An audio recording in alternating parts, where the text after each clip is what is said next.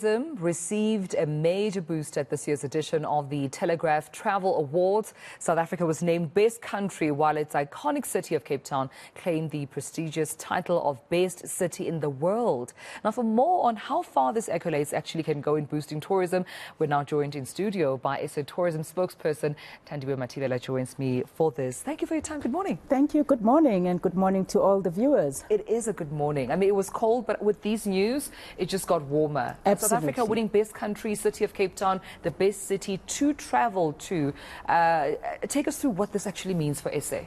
It means a lot. So 27,000 readers of the Telegraph actually went on and they voted for South Africa. There's a survey that the publication takes out every year. The last time they did it was 2019. Obviously, due to the COVID-19 pandemic, it couldn't happen. So this year, these very discerning, very well-established travelers that have gone through to different parts of the world put in their vote for South Africa, and that is a very special accolade for us as South African tourism and of course as the industry as a whole, because it means these are travelers that have been here, they've experienced our warm hospitality, great products, quality food and service, and they've gone back to actually say the thumbs up for South Africa. The good news we want to wake up to, a boost for our confidence as a country, but I'm sure an even bigger boost for tourism in SA. Indeed, because what it really means is if people are reading about this from people that have traveled across the world, it means it becomes more believable than it is if we tell them. So it's the power of word of mouth,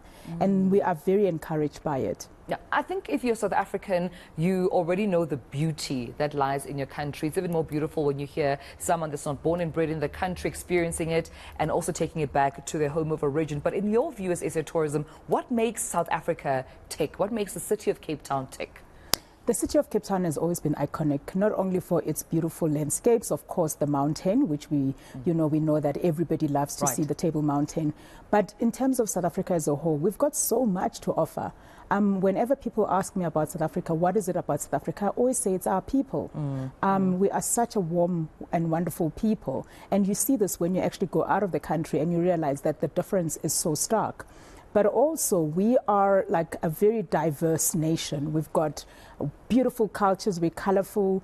But more than that, also people come here with certain expectations and perceptions, and they'll always get pleasantly surprised. Yeah. Always. Always. I often watch, different YouTubers and travelers who give their own personal, experience of South Africa. You're right. Definitely the warmth of South Africans, always willing to assist, going back to the concept of Ubuntu that we have.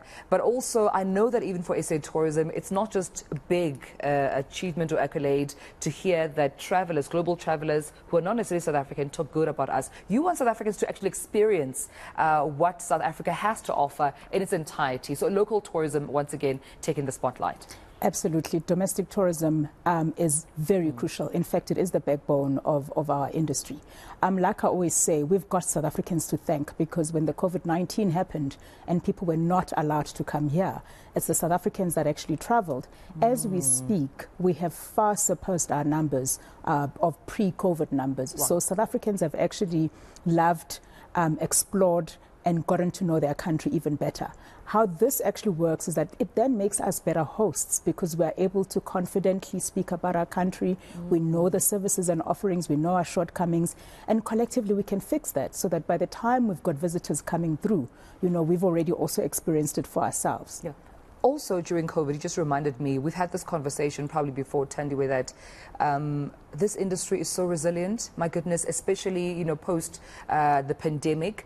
We've seen how the tourism industry fought tooth and nail to make sure that they do recover. Even when it comes to, our airlines, picking up certain routes, that's been quite a major boost there as well. What are the numbers now saying, or how they're looking in terms of travelers coming, especially if we look at the airlines and those direct routes coming in, and SA also trying to recover? How are those international, domestic, travels going in those numbers?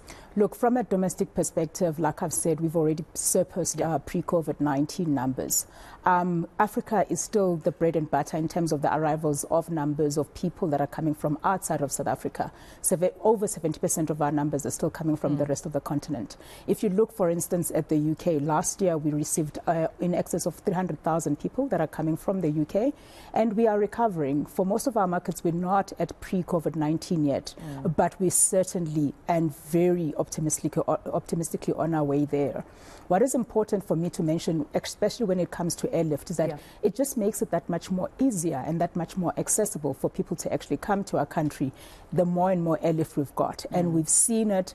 We are expecting more direct flights from Brazil, as an example. We've seen China open up as an example, and people are coming. But also the other big consideration, something that I want to mention, is around immigration regulations.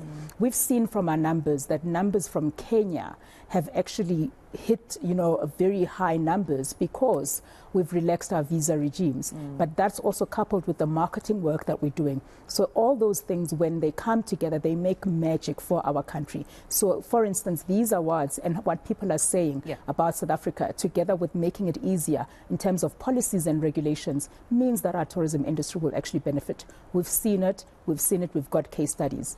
That's obviously encouraging, and I'm so excited. Thanks for bringing the warmth, that we need as a country. This is such good news. Congratulations to South Africa. You did it. The best country and best city. That's the city of Cape Town to visit, according to those Telegraph Travel Awards. Thank you so much for coming so much to speak to me right here in studio. That's, of course, Thandiwe Mathibela. It's a tourism spokesperson coming through to share all these exciting news. So if you've got nothing to celebrate because it's cold and there's a water shutdown where you are and the stage something, load shedding, don't worry. You are the best country and the best city, of course, to travel. Celebrate that and take it from there, and let's grow this beautiful country of ours. All right, I'm looking